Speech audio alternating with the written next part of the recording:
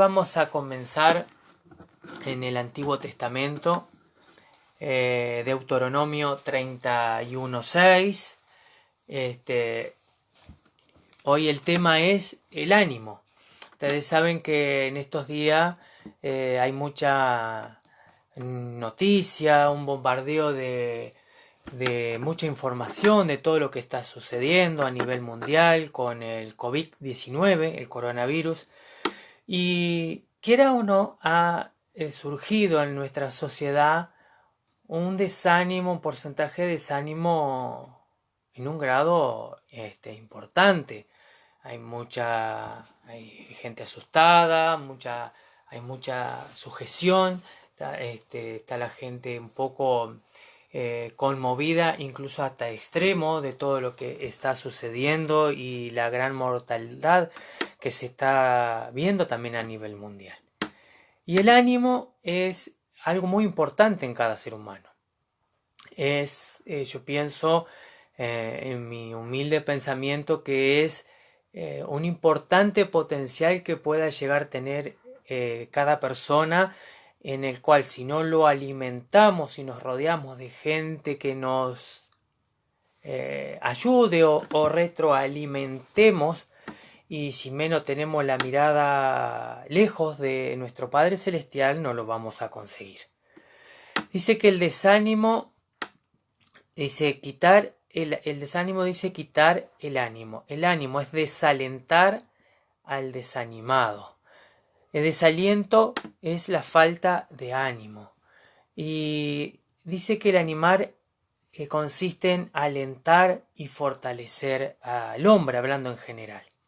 Ustedes saben que yo antes de tener al Señor, de dar ese paso tan importante como hablaba al comienzo, estaba muy desanimado. Ustedes saben que a mí me daba lo mismo vivir o no, porque en realidad era así. Estaba envuelto en vicios, me había dado al alcohol, fumaba, y se me habían impregnado algunos que otros vicios más también.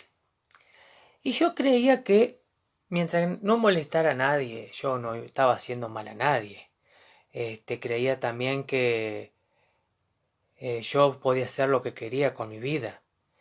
Y más de una vez este desánimo golpeaba a mi puerta, me inundaba, me invadía. Llegué a estar en los últimos tiempos en mi día libre, pasar todo el día acostado y levantarme a última hora, quizás 1 o 2 horas antes de entrar a trabajar, darme un buen baño y salir a trabajar. Sobre todo en el invierno, ¿no? Porque en el verano con los días lindos uno lo aprovecha más. Para que ustedes vean el estado que una persona puede llegar a caer si está alejado principalmente de Dios.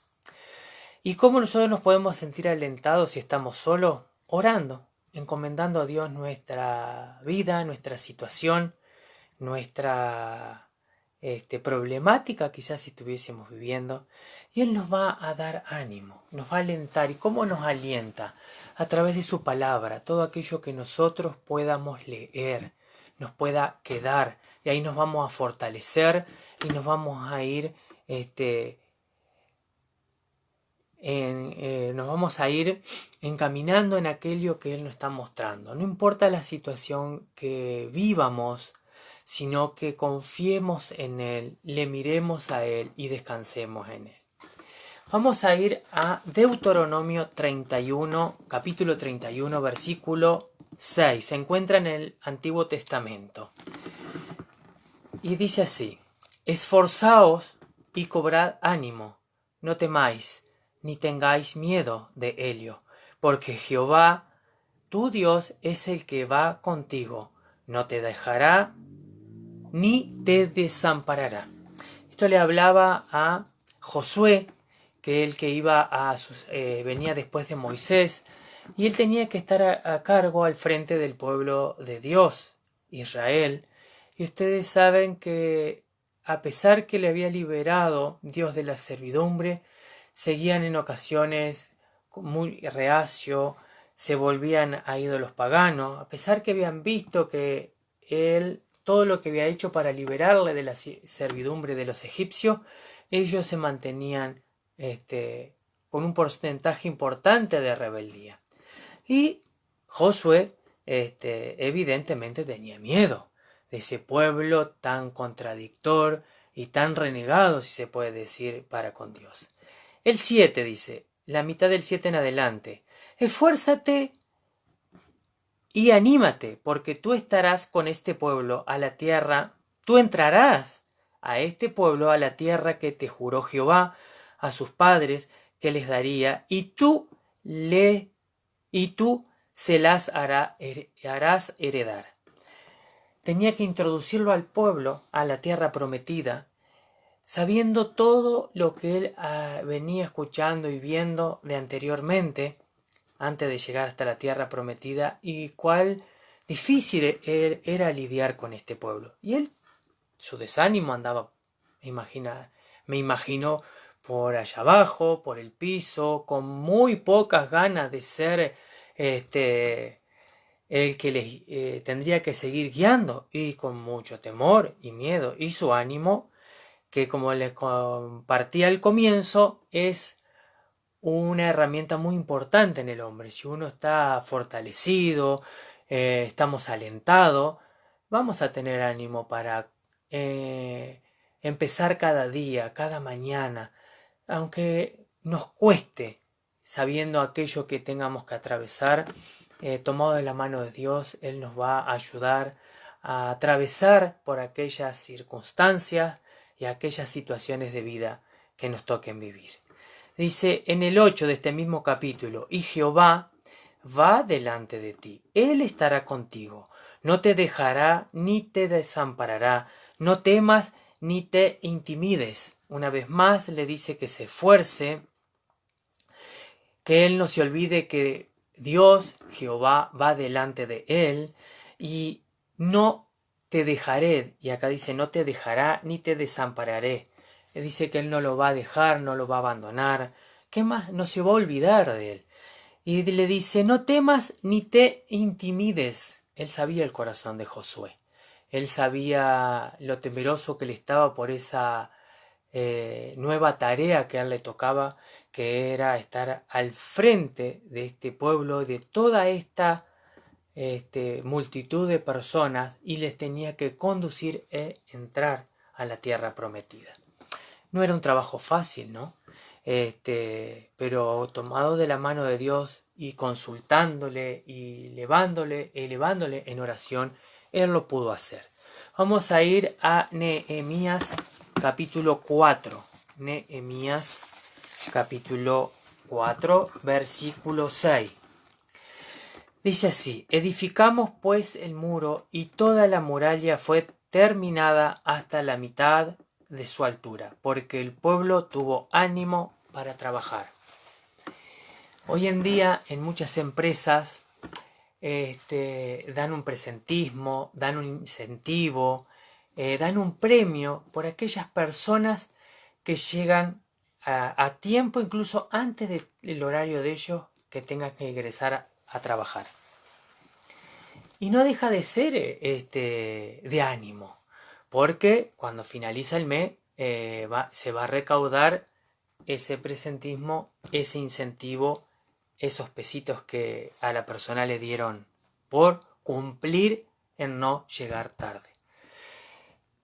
También implica un rendimiento después en el trabajo, porque están con buen ánimo, están entusiasmados, están contentos que tienen ese premio. Y acá pasaba, se puede decir algo parecido. Si bien no le otorgaban ningún premio, pero tenían un siervo de Dios en el cual les guiaba, les animaba y les conducía cómo debían de trabajar y cómo posesionarse cada uno para rendir y trabajar, y sin tener miedo, y recobrar ánimo, tener ese ánimo y trabajar con ganas, con amor, y sin mirar al costado, porque detrás de ellos tenían a alguien cuidándole también.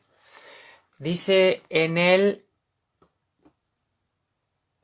el 17 de este mismo capítulo, y los que edificaban en el muro, los que acarreaban y los que cargaban, con una mano trabajaban en la obra y con la otra tenían la espada, porque estaban construyendo las murallas de esta ciudad, como dice acá,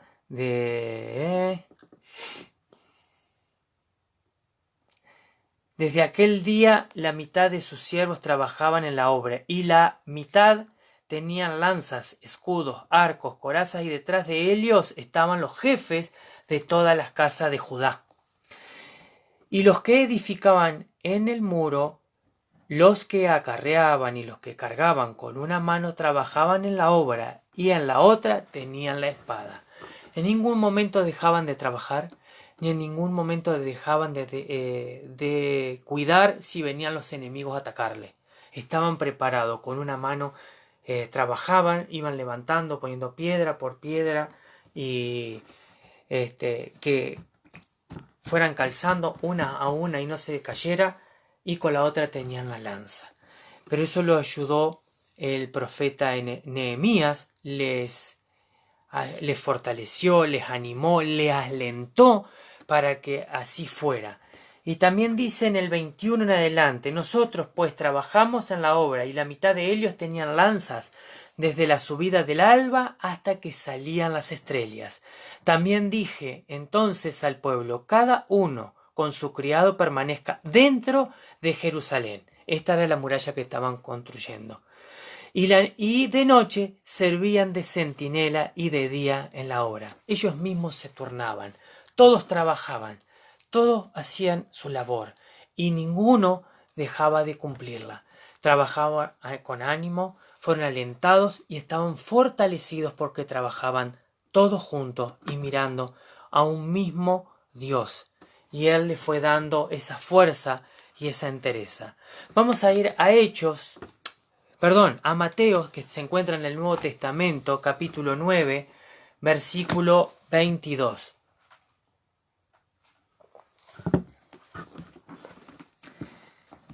Mateo, capítulo 9, versículo 22. Vamos del 20 en adelante.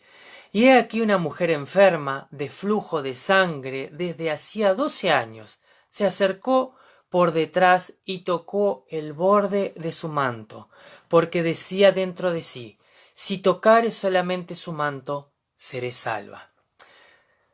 El 22. Pero Jesús, volviéndose y mirándola, dijo: ten ánimo, hija, tu fe te ha salvado. Y la mujer fue salva desde aquella hora. Yo cada vez que leo este pasaje me imagino entre la multitud a esta mujer enferma hacía más de 12 años. Dice, con un flujo que tenía ella, con un sangrado continuo, que no se atrevía a acercarse al Señor. Y ella para dentro de sí pensaba: si solamente tocara el borde de su manto, seré salva. Ella misma se animaba, se daba aliento, tenía miedo, tenía dudas, cómo no. Pero qué detalle, ¿no? Porque a pesar que estaba entre una gran multitud, viéndola, dice el Señor, dice que Él se gira, se da vuelta, ¿no? Y mirando, dice, pero Jesús en el 22, volviéndose y mirándola, dijo: ten ánimo, hija, tu fe te ha salvado. Y la mujer se fue salva desde aquella hora. Quiere decir que se paró ese flujo, y por ella creer en Él y en su poder y por todas las cosas que Él estaba haciendo, milagrosas, dando vista a los ciegos, haciendo caminar a los cojos y haciendo muchas otras milagros encomendados por Dios, porque Él siempre le elevaba en oración a Dios, fue que ella confió en Él y depositó en Él esa confianza. ¿Qué es lo que podemos hacer nosotros, queridos amigos, allegados, familiares, otros hermanos? Nosotros estamos en una época muy especial de vida. Hoy se tolera todo, se acepta todo, pero Dios no.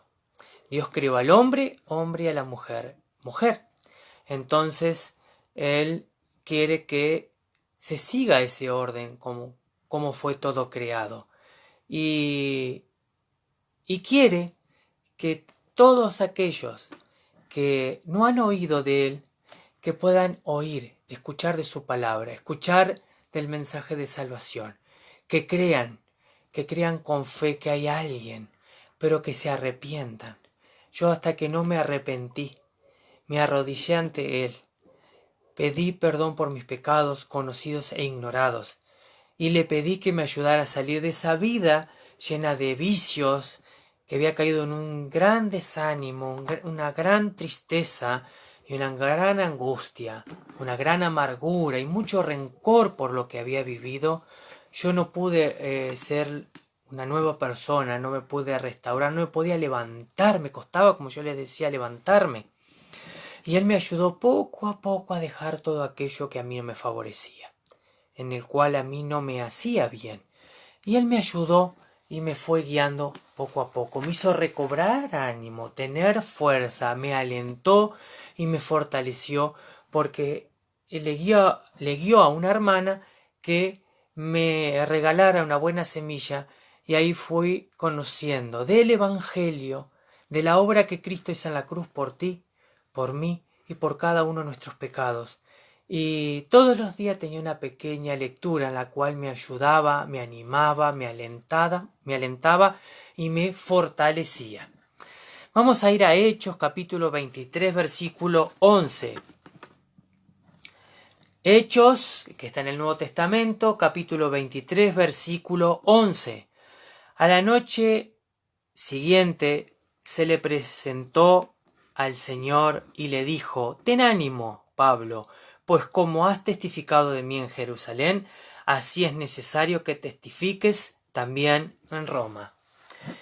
Pablo era llevado ante el concilio, estaba preso por predicar el Evangelio, llevar las nuevas de salvación.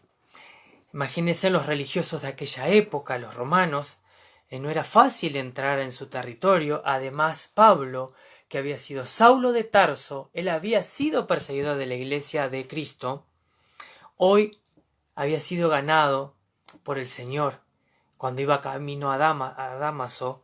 En el capítulo 9 de Hechos, si después lo quieren buscar, ahí se encuentra toda la historia de Saulo de Tarso a llegar a ser Pablo después. Y cómo el Señor le eligió, cómo el mismo Señor en persona se le representó, se le apareció entre un rayo de luz muy potente que lo hizo, y un estruendo que lo hizo aterrizar a tierra, y Él le habló y se condujo a Pablo. Y Él le fue por testigo, y Él pasó a ser el apóstol menor, y Él, instrumento escogido me es este para llevar en mi nombre, dice la palabra, instrumento escogido me es este, para llevar mi nombre. En el 9, capítulo 9, lo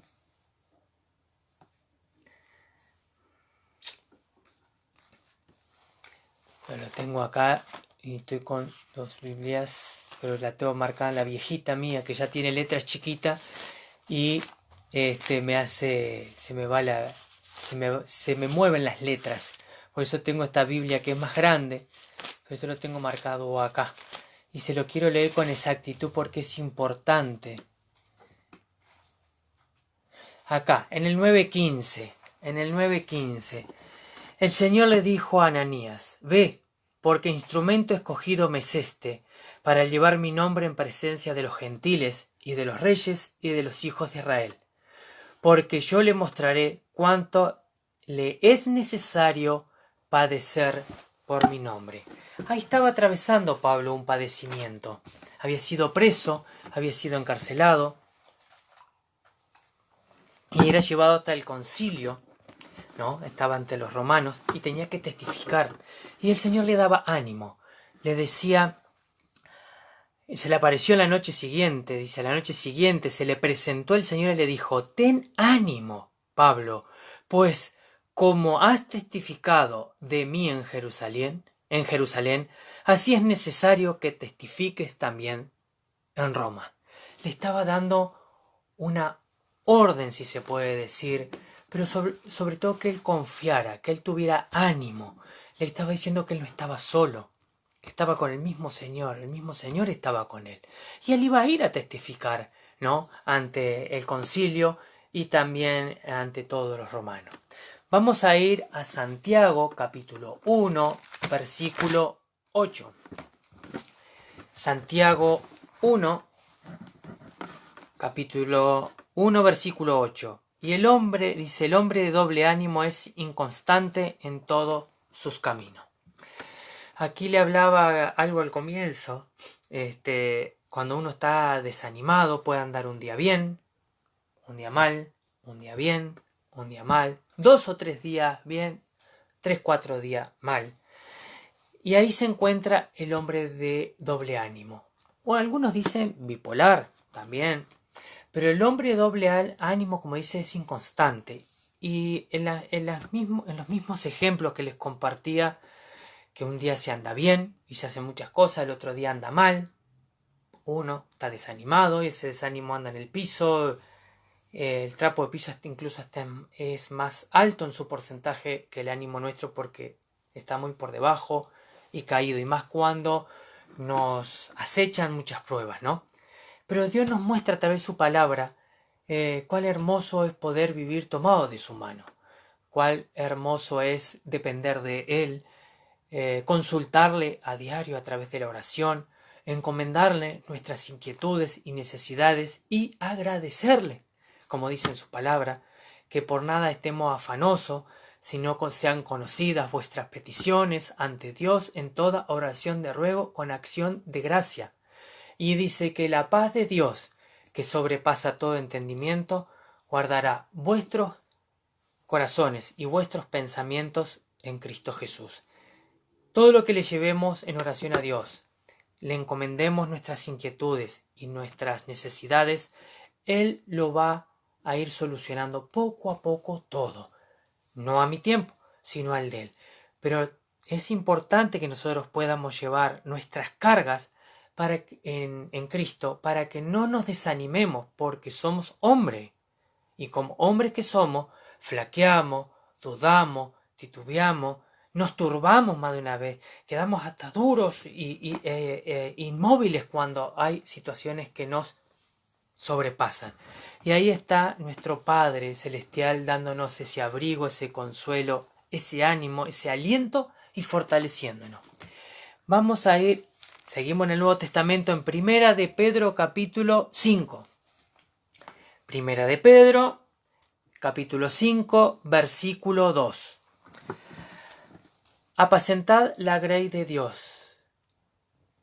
Apacentad la grey de Dios, que está entre vosotros, cuidando de ella, no por fuerza, sino voluntariamente, no por ganancia deshonesta, sino con ánimo. ¿Por qué? Yo decía, ¿por qué dirá apacentar la grey de Dios? La grey de Dios es la comunidad, es el rebaño que conformamos, dice la comunidad de fieles cristianos. Y es una tarea muy importante para el hombre que está al frente, como puede ser un anciano, puede ser un diácono que le puede estar acompañando, siervos del Señor, ¿no? Misioneros que pueden estar al frente también, que son la autoridad suprema en lo que es la parte evangélica, siervos directos de Dios.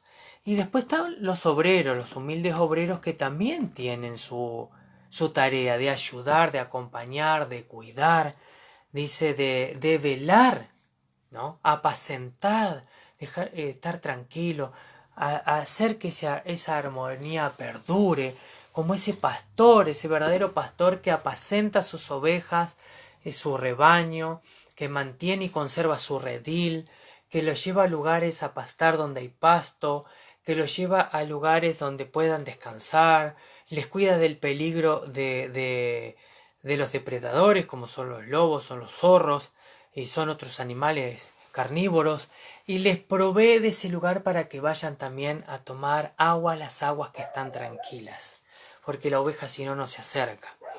Es un bicho, un animalito muy, muy delicado, muy asustadizo, no pelea, ¿no? Muy indefenso también. Entonces el pastor cumple esa función.